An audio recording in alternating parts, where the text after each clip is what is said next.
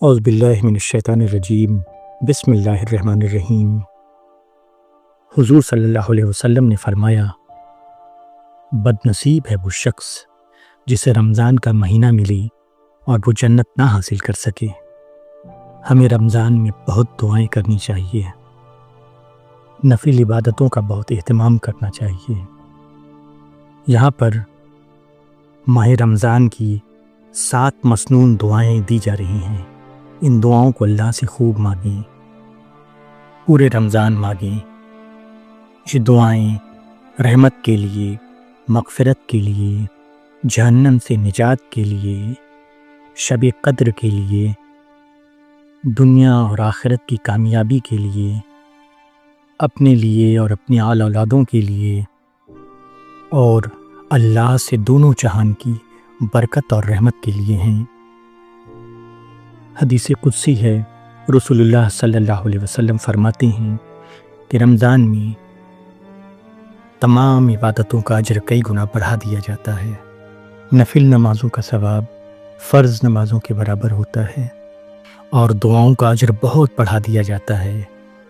رمضان کے مہینے میں دعاؤں کی قبولیت کی گھڑیاں ہوتی ہیں، خاص طور سے افطار کے وقت اور سحری کے وقت اور رات کے قیام کے وقت۔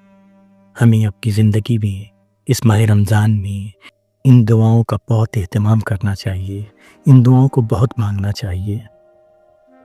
بسم اللہ الرحمن الرحیم۔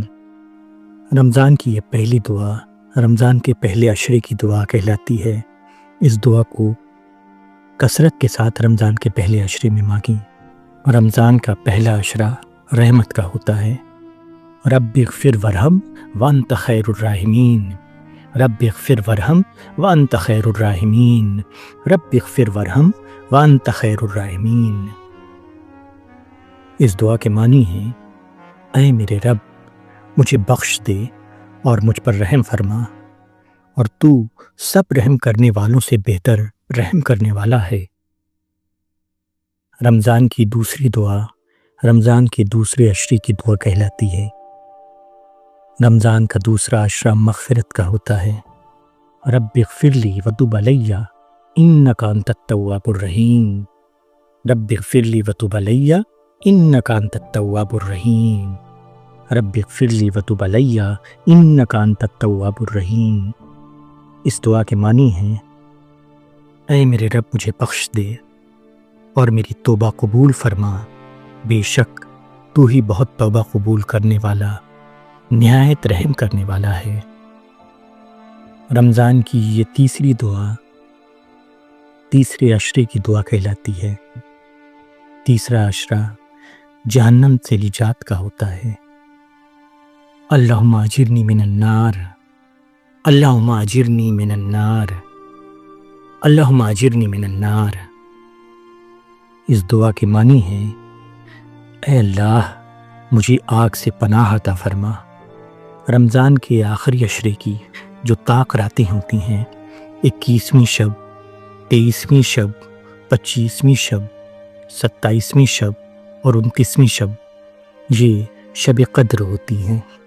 قرآن میں اللہ نے فرمایا ہے کہ یہ رات 1000 مہینوں سے افضل ہے۔ اس رات ہمیں بہت دعا کرنی چاہیے، بہت عبادت کرنی چاہیے۔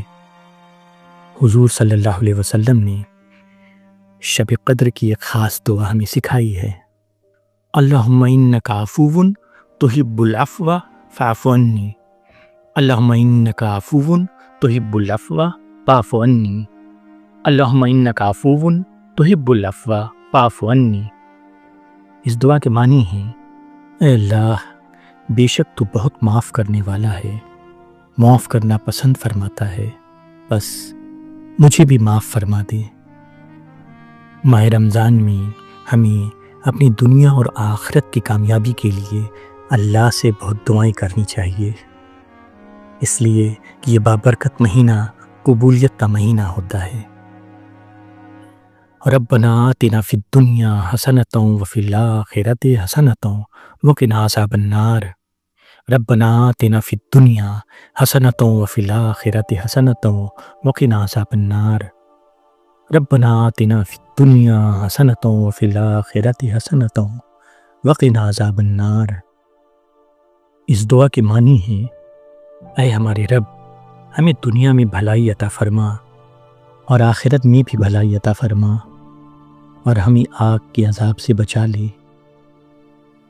رمضان میں ہمیں خود اپنے لیے، اپنے آل اولاد کے لیے، اپنے خاندان والوں کے لیے بھی بہت دعائیں کرنی چاہیے۔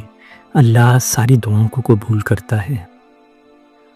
ربنا ہب لنا من ازواجنا وذریاتنا قرۃ اعین واجعلنا للمتقین اماما۔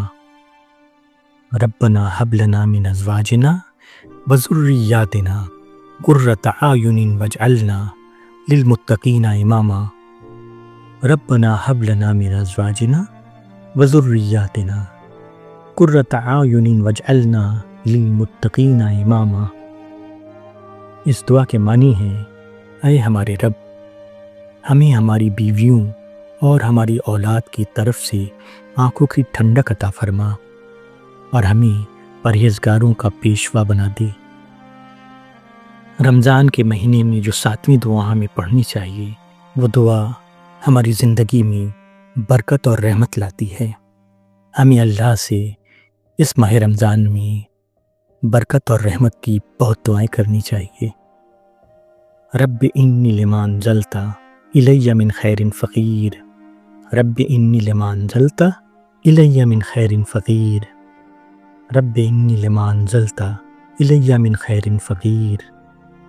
اس دعا کے معنی ہے، اے میرے رب، جو بھی بھلائی تو میری طرف نازل کرے میں اس کا محتاج ہوں۔